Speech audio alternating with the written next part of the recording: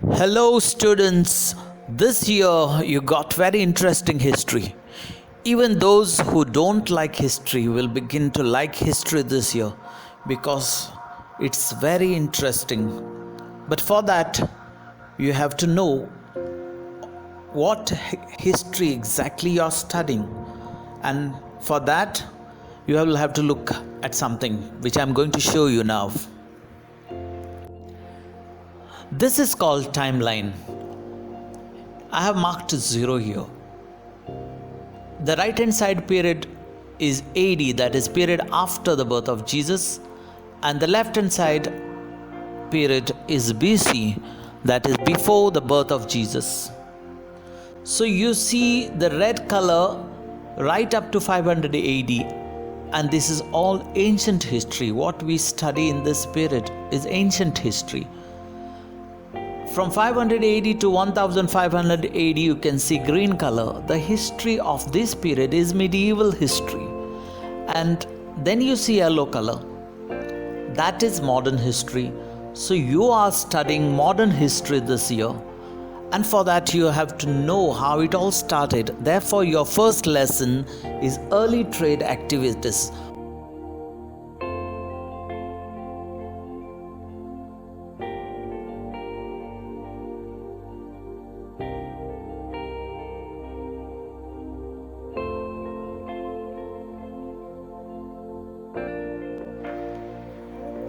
Now look at the world map. You can see 3 red dots.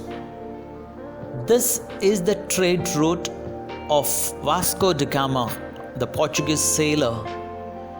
He left Portugal, he reached the Cape of Good Hope, and from there he reached Calicut in Kerala.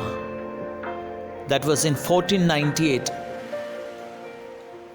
You can see the blue color, 2 blue dots. That is Mediterranean Sea and the Baltic Sea. The Mediterranean and Baltic were commercial highways in the medieval period. On the timeline, I have shown you the medieval period in green color. So during that time, these 2 seas were used as commercial highways.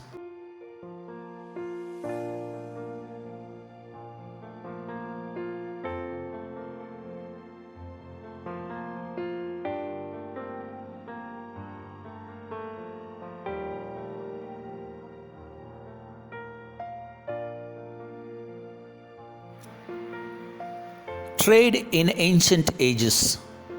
I have shown you on the timeline in red color the ancient period. The ancient Greek and the Roman civilization had trade relations with India. There is a proof of trade relations between the Roman civilization and India, and we come to know this from the Roman coins found in India. During the Indus Valley civilization, there was trade between India and Mesopotamia. Mesopotamia is the modern region of Iraq. So we see there was trade in the ancient period. Coming to medieval ages, the period that I have shown you in green color. During those ages, there were 2 important cities known for trade, Genoa and Venice. And Mediterranean and Baltic Sea were used as commercial highways. I have shown you in the world map with 2 blue dots. One is Mediterranean and one is Baltic Sea. So these 4 names are very important for you. Genoa and Venice, 2 important cities. Mediterranean and Baltic, 2 seas used as commercial highways. The Arab merchants used to go to China to get things. They mostly traded in silk and many other commodities. So later this route that they followed, which you can see in the map in red color, was known as the Silk Route. It got the name Silk Route. But most trade during these ages was through land, which involved a lot of difficulties, problems, obstacles. A need was felt to discover new sea routes, and in the 15th century, new sea routes were discovered. I showed you on the world map Vasco da Gama's route. Let us see the causes of geographical discoveries one by one. Let's take the first one, limitations of the land route. Mostly the trade was through the land, but it involved difficulties. Time consuming. Mostly the traders who traveled mostly on the camel back, you can see in the picture, they would take time to go to the place to get the things and come back to their place. So it was very time consuming. There were risks involved. You can see in the picture, they were attacked by robbers or wild animals in the mountains. They could not trade in perishable goods. For example, let's take tomatoes. You cannot get tomatoes from very far countries and come, they will get spoiled. So they could not trade in perishable goods. Many times the rulers conquered places and they did not allow them to go through their kingdoms, or they wanted them to pay money to them for passing through their land. So difficulties like this made them discover new sea routes. Knowledge of wealth of the eastern countries. The Western people had heard about the eastern countries like China, India.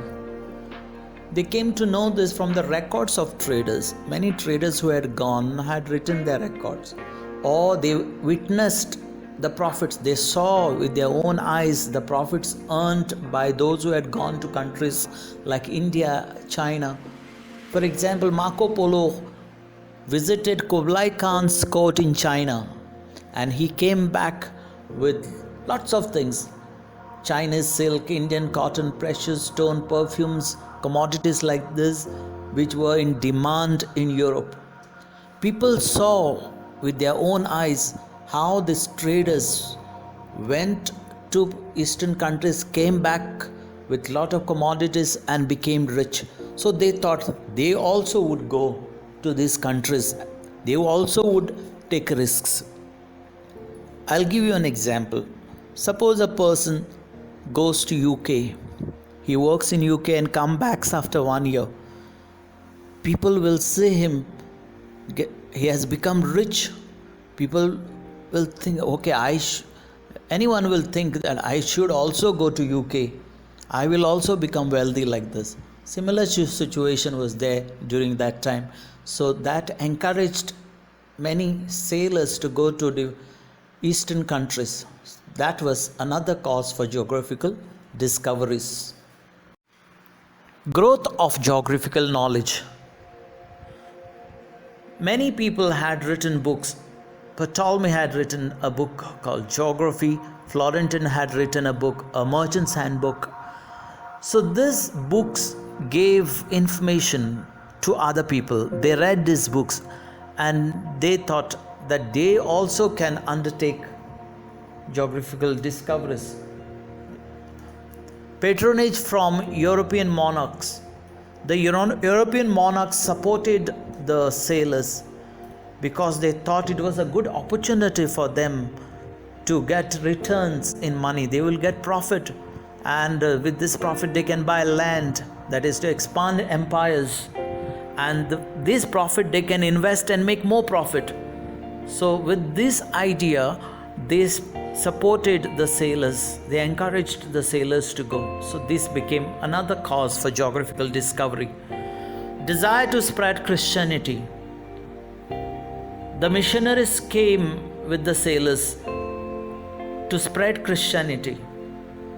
The sailors, the merchants, The traders wanted them to come with them because they knew these missionaries will go to unknown places to meet people, to spread Christianity. And then when they go to unknown places, the traders can go to these places and see whether they can trade, whether they can benefit from these places. So it was double advantage. The missionaries spread Christianity and the traders explored these places to expand their trade. Another cause of geographical discoveries was availability of navigation aids. Mariner's compass, astrolabe, geographical maps, and the knowledge of shipbuilding helped the sailors to undertake the explorations smoothly. Mariner's compass was the most useful navigation aid for the sailors. They could find out in which direction their boat was going because of Mariner's compass. It was a Chinese invention. Then we have another cause of geographical discovery, that is the capture of the city of Constantinople. This is, you can say, the most important cause for the geographical discoveries. You can see the blue color, that was the trade route of the Europeans. But in 1453, the Ottoman Turks, the Muslim rulers, blocked the trade route because they had conquered this place. They blocked Constantinople, what we call Istanbul, that is in Turkey. Now that forced the European kings to look out for new ways, otherwise their business was in loss. So they encouraged many sailors in their country to discover new sea routes. Many sailors tried, many must have died in the ocean, but the first person to reach India was Vasco da Gama. He reached India in 1498 in Calicut, in Kerala. His exploration marked the beginning of European trade with India. So these are the different causes of geographical discoveries. The same lesson path to link is in the description.